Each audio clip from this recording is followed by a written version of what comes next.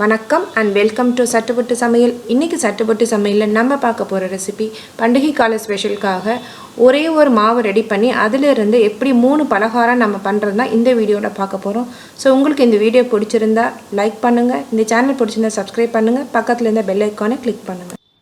இப்போ நம்ம பலகாரம் செய்கிறதுக்கு ஒரு மாவு ரெடி பண்ண போகிறோம். அந்த மாவுக்கு தேவையான பொருட்கள் என்னன்னு பார்க்கலாம். இட்லி அரிசி, பொட்டுக்கடலை, காஞ்ச மிளகாய், பூண்டு, வெண்ணெய், எண்ணெய், உப்பு, பெருங்காயத்தூள். இப்போ இந்த மாவு ரெடி பண்ணுறதுக்கு ஃபஸ்ட் மெஷர்மெண்ட் ஒரு கப் இட்லி அரிசி, ஒரு கப்போ ஒரு டம்ளரோ எது எடுக்கிறீங்களோ, ஒரு கப் இட்லி அரிசினா இதே டம்ளரில் 1/2 டம்ளர் அளவுக்கு நம்ம பொட்டுக்கடலை எடுத்துக்கணும். ஒரு டம்ளர் இட்லி அரிசி எடுத்துருக்கோம், அதே டம்ளரில் 1/2 டம்ளர் அளவுக்கு பொட்டுக்கடலை எடுத்துக்கணும். அது தனியாக வச்சுக்கலாம். ஃபஸ்ட்டு இட்லி அரிசியை ஒரு 4 ஹவர்ஸ் ஊற வைக்கணும். நல்லா ஊற வச்சுட்டு அது கூட நம்ம காரத்துக்கு ஏற்ற அளவு காஞ்ச மிளகாய், அந்த இட்லி அரிசி கூடயே காஞ்ச மிளகாவை போட்டு ஊற வச்சுட்டு நல்லா கிரைண்டரில் நல்லா நைஸாக அரைக்கணும்.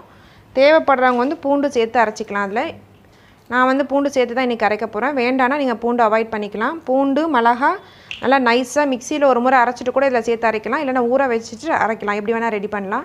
இப்போ இதே கிலோ கணக்கு எப்படின்னா இந்த மாவு அரைக்கலாம்னா 1 கிலோ அரிசி எடுக்கிறீங்கன்னா 1/2 கிலோ பொட்டுக்கடலை எடுக்கணும்.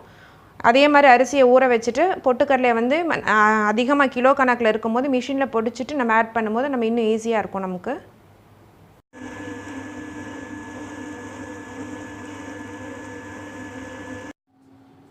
இப்போ நம்ம 4 மணி நேரம் ஊற வச்சு அரைச்ச இட்லி அரிசி, காஞ்ச மிளகாய், பூண்டு போட்டு அரைச்சிருக்கேன்.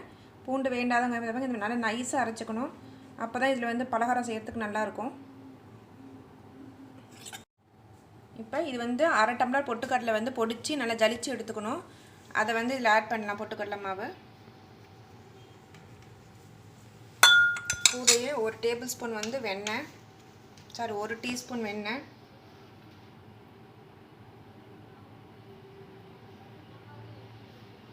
உப்பு தேவையான அளவு,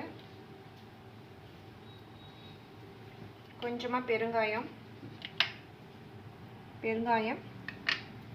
இப்போ இந்த மாவு பிசைஞ்சிட்டு இதை 3 டிஷ் இதுலேருந்து எப்படி பண்ண போகிறேன்றது பார்க்கலாம். ஃபஸ்ட்டு இந்த மாவு நல்லா பிசைஞ்சு எடுத்துக்கலாம்.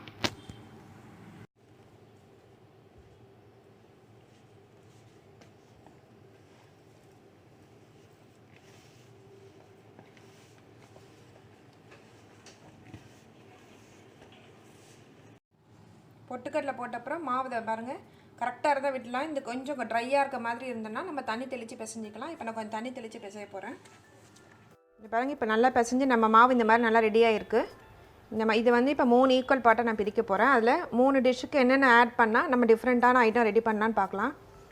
டிஃப்ரெண்ட்டாக இல்லை, 3 டிஷ்ஷு ஒரே மாவில் ரெடி பண்ணுறது தான்.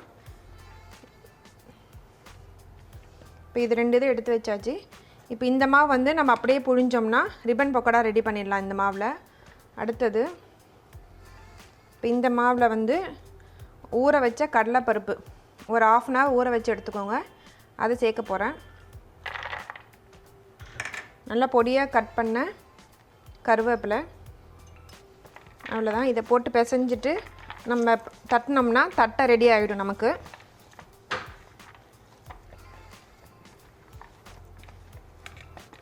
இப்போ தட்டைக்குறை மாவு ரெடி ஆகிடுச்சு.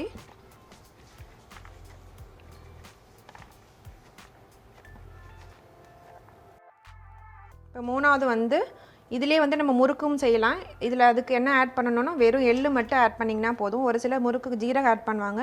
நீங்கள் ஜீரகம் ஆட் பண்ணுறதுல ஆட் பண்ணிக்கலாம். நான் இன்றைக்கி வெறும் எள்ளு மட்டும் தான் ஆட் பண்ண போகிறேன். எள்ளு ஆட் பண்ணிவிட்டு நல்லா பிசைஞ்சு விட்ருங்க. பண்ணால் மாவோட மிக்ஸ் ஆகிற மாதிரி. இப்போ இந்த ஒரு மாவு அரைச்சாலே நம்ம 3 விதமான டிஷ் நம்ம ரெடி பண்ணிடலாம். முறுக்கு, தட்டை, ரிப்பன் பக்கோடா. இப்போ சப்போஸ் நீங்கள் கிலோ கணக்கில் அரைக்கிறீங்கன்னா பொட்டுக்கடலையை இப்போ 1 கிலோலாம் அரைக்கணுன்னா 1 கிலோ பொட்டுக்கடலை மிஷினில் கொடுத்தீங்கன்னா ஈஸியாக உங்களுக்கு அரைச்சி வாங்கிக்கலாம். உங்களுக்கு இன்னும் இதாக இருக்கும். 2 கிலோ இட்லி அரிசினா 1 கிலோ பொட்டுக்கடலை போட்டிங்கன்னா நிறைய ஐட்டம் செய்ய முடியும். இப்போ இது எப்படி சுட்டு எடுக்கிறதுன்னு பார்க்கலாம். இப்போ ஒரு மாவு அரைச்சி 3 பலகாரம் எப்படி ரெடி பண்ணுறதுன்னு பார்க்கலாம். இப்போ ரிப்பன் பக்கோடாக்குரிய அச்சு முறுக்கு அச்சில் போட்டிருக்கேன் நான். இதில் லேசாக எண்ணெய் தடவியாச்சு. இப்போ நம்ம ரெடி பண்ண மாவு இதில் போட்டுட்டு சுட்டு எடுத்துடலாம். இப்போ நம்ம எண்ணெய் காஞ்சிருச்சு.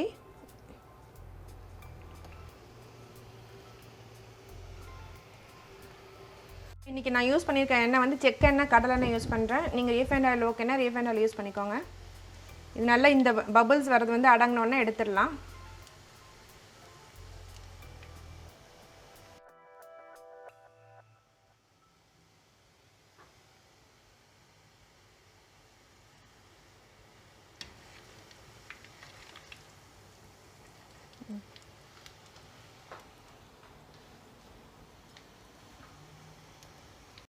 பாருங்க இப்போ நல்லா வெந்துட்டுருக்கோம். அந்த பபுள்ஸ் வந்து அடங்கி போயிடுச்சு. இப்போ நம்மளோட ரிப்பன் பக்கோடா ரெடி ஆகிடுச்சு. இப்போ தட்டை ரெடி பண்ணுறதுக்கு நீங்கள் பட்டர் பேப்பர் எடுத்துக்கலாம், இல்லைன்னா பாலித்தீன் கவரு, இல்லை ஏதாவது ஒரு கவர் எடுத்துக்கிட்டு, பிளாஸ்டிக் கவர் எடுத்துகிட்டு அதில் நல்லா எண்ணெய் தடவிட்டு தேவையான அளவு அந்த மாவு உருட்டிக்கோங்க.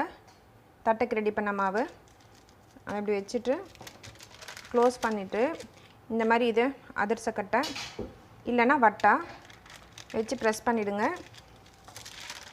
ஸோ உங்களுக்கு வந்து தட்டை வந்து நல்லா ஷேப் வந்துடும். இன்னும் கொஞ்சம் மெலிசாக வேணும்னா கூட இன்னொரு முறை ப்ரெஸ் பண்ணிக்கலாம். இதே மாதிரி நம்ம எல்லா தட்டையும் ரெடி பண்ணி எடுத்துகிட்டு எப்படி சுடுறதுன்னு பார்க்கலாம். இப்போ தட்டை நல்லா அந்த வந்து எண்ணெய் வந்து பொங்குறது அடங்கினதுக்கப்புறமா ரெடி ஆகிடும். நல்லா எண்ணெய் காஞ்சிருக்கு. போட்டதுக்கப்புறம் சிம் பண்ணிவிடுங்க, அப்போ தான் வேகும். நம்ம காரம் வந்து நீங்கள் வந்து உங்களுக்கு ஏற்ற அளவு ஆட் பண்ணிக்கோங்க. கூட குறைச்ச வந்து உங்கள் டேஸ்ட்டுக்கு ஏற்ற மாதிரி ஆட் பண்ணிக்கோங்க. நான் வந்து மீடியமாக தான் போட்டிருக்கேன் இன்றைக்கி காரம். நம்ம தட்டை வந்து ரெடி ஆகிடுச்சு. நெக்ஸ்ட்டு முறுக்குக்கு வந்து இந்த மாதிரி அச்சு எடுத்துருக்கேன் நான். நீங்கள் சிங்கிள் அச்சு வேணா கூட எடுத்துக்கலாம். இப்போ எப்படி இது புழிஞ்சு எடுக்கிறதுன்னு பார்க்கலாம்.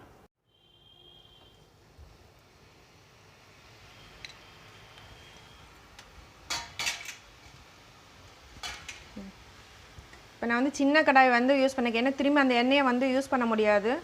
அதனால் இப்போ நிறைய சுடுற மாதிரி இருந்தால் நீங்கள் பெரிய கடாய் வச்சு சுட்டுக்கலாம். இது வந்து அயன் கடாய், நான்ஸ்டிக் யூஸ் பண்ணாமல் இருந்தால் நல்லாயிருக்கும் அந்த மாதிரி டீப் ஃப்ரை பண்ணுறதுக்கு. இது வந்து இந்த பபுள்ஸ் அடங்கினதுக்கப்புறமா நம்மளோட முறுக்கு வந்து ரெடி ஆகிடும். ஒரு பக்கம் வந்த அப்புறம் இப்படி இது பண்ணிவிடுங்க. முறுக்கு வந்து இப்போ நான் வந்து டேரெக்டாக இதில் புழிஞ்சிட்டேன். இப்போ ஃபஸ்ட்டு பிகினர்ஸ் அப்படி ஏதாவது செய்கிறதுங்களா, நீங்கள் வந்து ஒரு பட்டர் பேப்பர்லேயோ ஒரு பாலித்தீன் கவர்லேயோ கூட லைனாக புழிஞ்சிட்டு அதுலேருந்து கூட எடுத்து போட்டிங்கன்னா நல்லா ஈஸியாக வரும். ஏன்னா எண்ணெயில் டேரெக்டாக புளிய முடியலன்னா அந்த மாதிரி செய்யலாம். முறுக்கு போட்டது பபுள்ஸ் எல்லாமே அடங்கிடுச்சு. அப்போ நம்ம முறுக்கு வெந்துடுச்சுன்னு அர்த்தம். இதை பாருங்கள், ரெடி ஆகிடுச்சு. ஸோ இப்போ நம்ம ரெடி பண்ண பலகாரம் பாருங்கள், தட்டை, முறுக்கு இதெல்லாம் நல்லா கிறிஸ்பாக சூப்பராக ரெடி ஆகிருக்கு. ஒரு மாவை வச்சு எப்படி 3 பலகாரம் இவ்வளோ குயிக்காக ரெடி பண்ணுறதுன்னு பார்த்தீங்க. நீங்களும் இந்த பண்டிகை காலங்களில் இந்த மாதிரி பலகாரம் ட்ரை பண்ணி என்ஜாய் பண்ணுங்கள். தேங்க்ஸ் ஃபார் வாட்சிங்.